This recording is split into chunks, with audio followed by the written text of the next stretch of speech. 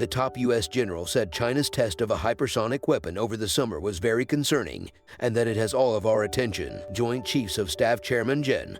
Mark Milley, speaking to Bloomberg Television, stopped short of calling the test a Sputnik moment, but he did acknowledge it's very close to that. He called the test of the weapon a very significant technological event that is just one element of China's military capabilities. It was the first official acknowledgement of the test from the Pentagon, which has so far declined to comment. The Chinese military capabilities are much greater than that single test. Milley said they're expanding rapidly in space, in cyber, and then in the traditional domains of land, sea, and air. China is very significant on our horizon.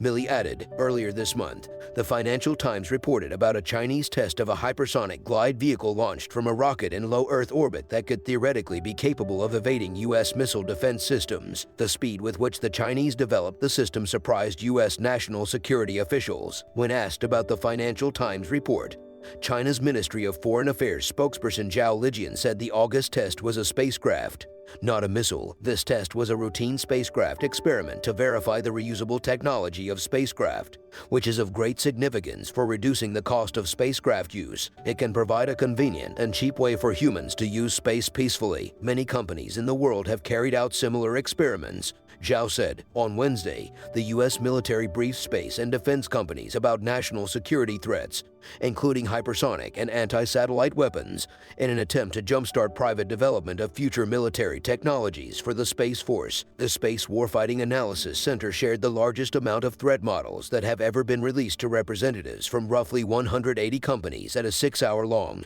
classified business fair in Chantilly, Virginia. Hypersonic technology was discussed at the classified event, according to 2 people in attendance, as well as missile tracking and missile warning. This fair was an excellent step forward to partner with industry early, said the CEO of a major defense contractor, sharing threat analysis well before final requirements are published so companies can digitally engineer and test capabilities rapidly, ultimately delivering crucial new advantages in space in months rather than years. U.S. Defense Secretary Lloyd Austin has repeatedly emphasized that China is the pacing challenge for the Pentagon as Beijing races to modernize its military. And last week, CIA Director Bill Burns said China is the greatest technological threat to the United States. I think in terms of broad capacity, across the range of emerging technologies, I think China probably today is, Burns said, speaking at Stanford University. On Wednesday, Pentagon Press Secretary John Kirby declined to comment further on the test. I don't think it does any good for us to characterize this and put a label on it,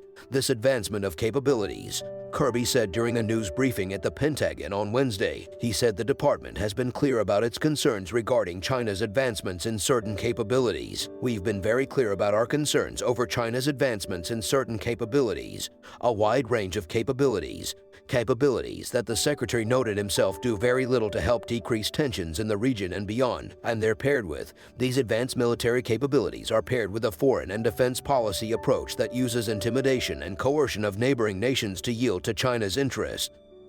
Kirby said. He said the hypersonic missile test is one of a suite of concerns relating to China in the Indo-Pacific region. There's a suite of issues with respect to China from the security perspective that deeply concern us about the trajectory about where things are going in the Indo-Pacific, Kirby said. Taken together, all of those things are reason for concern and are being used to inform the operational concepts that we want to be able to employ.